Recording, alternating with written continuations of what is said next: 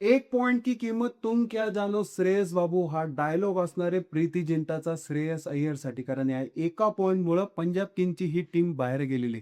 मित्रांनो, परवाच्या मॅच पर्यंत चौथ्या पोझिशनला असणारी ही पंजाब किंगची टीम रन रेट पण चांगला होता, परंतु एका पॉइंटमुळेच मित्रांनो ही टीम बाहेर गेलेली.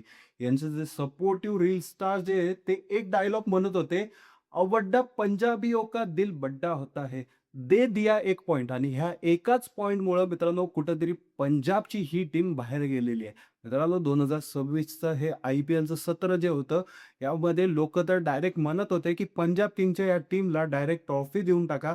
कारण 265 रनासारखा बलाढ्य टार्गेट या टीमनी चेस केलं होतं. मित्रांनो, 265 रन चेस करणं ही सोपी गोष्ट नाहीये. याच्यामध्ये मित्रांनो प्रभ सिमरनचा फॉर्म असेल, प्रियांश आर्या पहिल्या 6 मॅचमध्ये फॉर्म होता त्याचा.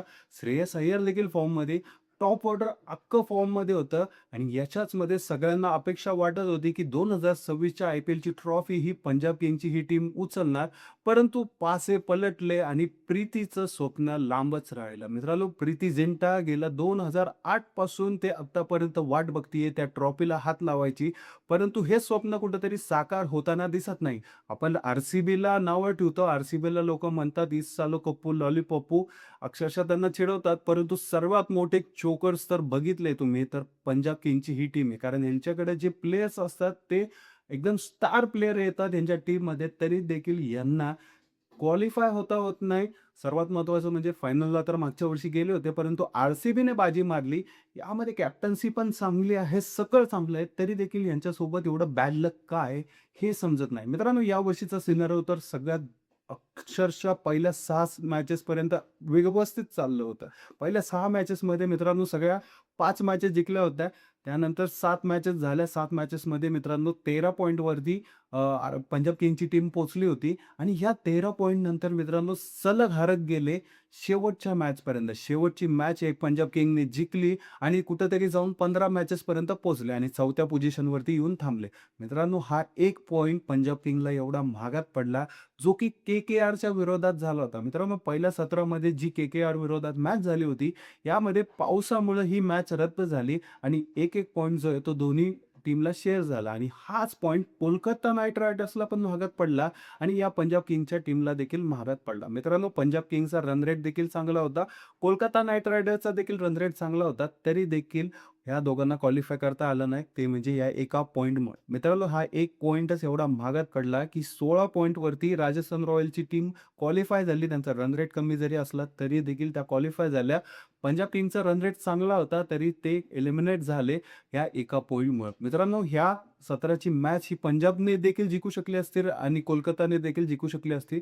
परंतु या एका पॉइंटमुळे सगळं मॅटर गणला आणि येथेच मित्रांनो या दोघंही टीमचं अस्तित्व समाप्त झालं 2026च्या IPLसाठी. मित्रांनो, शाहरुखची टीम जी आहे पहिल्या सत्रामध्ये त्यांचा एवढा परफॉर्मन्स चांगला नव्हता, परंतु दुसऱ्या सत्रामध्ये त्यांनी पॅक केलं आणि तिथे कंटिन्यू मॅचेस जिंकत मित्रांनो त्यांनी क्वालिफिकेशनसाठी कुठेतरी दावा ठोकला. आणि इकडे मित्रांनो जर तुम्ही बघितलं पंजाब किंग्सची ही टीम 15 पॉइंटपर्यंत 13 पॉइंटपर्यंत तर पोहोचली होती. कुठेतरी जाऊन फक्त 2 ते 2 मॅचेस जरी जिंकले असते तरी क्वालिफाय झाले असते 17 पॉइंटवरती. परंतु 2 मॅचेस देखील दुसऱ्या सत्रामध्ये त्यांना व्यवस्थित जिंकता आल्या नाहीत. एकच मॅच जिंकले आणि त्या एका मॅचवरतीच मित्रांनो 15 पॉइंटवरती पोहोचले. श्रेयस अय्यरने सेंचुरी मारली. त्या सेंचुरीच्या एका ह्याच्यामुळेच मित्रांनो ती मॅच 15 पॉइंटपर्यंत ही पंजाब किंग्सची टीम पोहोचली आणि कुठेतरी आस अपेक्षा लावून बसले होते पंजाब किंग्सचे हे चाहते, की ही मॅच जिंकल्यावरती आपल्याला कुठेतरी चान्स भेटेल. मुंबई इंडियन्सने जर राजस्थानला हरवलं तर कुठेतरी जाऊन आपल्याला दारं उघडतील प्लेऑफचे. परंतु मुंबईला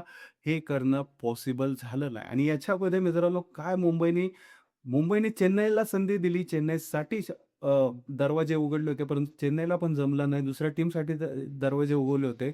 परंतु यामध्ये एक 14 ओव्हरला 140 रन असणारी मुंबई इंडियन्सची ही टीम कालची मॅच हारते. ही का हारते काय माहिती? याच्यामध्ये तिलक वर्मा जो प्रत्येक मॅचमध्ये चालतो मित्रांनो, हा तिलक वर्मा मुंबई इंडियन्सचा त्या मॅचच्या राजस्थानच्या मॅचच्या विरोधात खेळत नाही आणि याच्याचमध्ये मित्रांनो कुठेतरी आठवा ए अंधेरे हा डायलॉग आठवल्यावरती तुम्हाला सगळ्या गोष्टी समजतील, की अर्शदीपने ज्याप्रमाणे अपमान केला होता, त्यांच्या विरोधात तर त्यांनी मुंबईच्या मुंबई आणि पंजाबची ज्यावेळेस मॅच होती त्याने तर मॅजिकल परफॉर्मन्स दाखवला आणि यामध्ये मित्रांनो दर मॅचला चालणारा तिलक वर्मा हा 3 ते 4 रनावरती आउट झाला. कुठेतरी मित्रांनो तुम्हाला तर कळतच असेल. सर्वात महत्त्वाची बाब म्हणजे मित्रांनो यांना 2 ते 3 पॉइंट कमवायचे होते, परंतु ते कमवता आले नाहीत आणि सेकंड सीझनमध्ये मित्रांनो हर्षदीप असेल, जे बॉलर्स असतील त्यांचा अतिशय वाईट परफॉर्मन्स.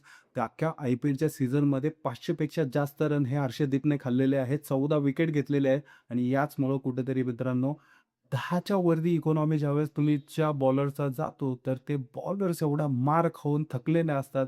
तर कुठेतरी मित्रांनो एक तुम्हाला स्ट्राँग बॉलिंग कॉम्बिनेशन पाहिजे असतं. जरी तुम्ही रन मारताय, परंतु तुमचे बॉलर्स सगळं घाण करतात आहे, तर हे कुठेतरी विचित्र घडतं आणि यातच मित्रांनो संधी भेटली ती म्हणजे राजस्थानच्या टीमला. राजस्थानचे सगळे लोकं जे पण प्लेयर्स आहेत, ते व्यवस्थित खेळतात आहे आणि त्यांनी बाजी मारली 16 पॉइंटवरती ते जिंकले.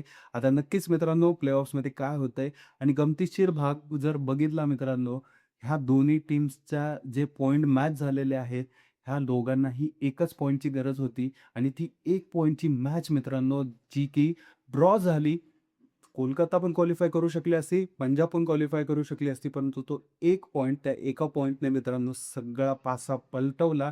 अतिशय इंटरेस्टिंग हे IPL राहिलेलं आहे, कारण सगळ्या टीम ज्या आहेत, त्या शेवटच्या क्षणापर्यंत फक्त मुंबई इंडियन्सला सोडलं आणि LSGला सोडलं, तर सगळ्या टीम ज्या आहेत, त्या रेसमध्ये होत्या शेवटपर्यंत. बाकी अतिशय उत्तम खेळ आपल्याला पाहिली 2026च्या या IPLच्या सीझनमध्ये. नक्कीच मित्रांनो, प्रीतीची ही टीम आता एलिमिनेट झालेली आहे. नेक्स्ट वर्षी ते बॅक करते. पण सर्वात महत्त्वाची बाब म्हणजे मित्रांनो, त्यांना ओव्हर कॉन्फिडन्स नडला का त्यांच्या परफॉर्मन्सवरती या ओव्हर कॉन्फिडन्समुळंच काहीतरी गदा आली, हे देखील बघणं गरजेचं आहे. तुम्हाला काय वाटतं पंजाब किंग्सच्या या डिसअपॉइंटिंग परफॉर्मन्सवरती तुम्हाला काय बोलायचं कमेंट करून सांगा. भेटूया एक अशाच व्हिडिओवरती. जय हिंद, जय महाराष्ट्र.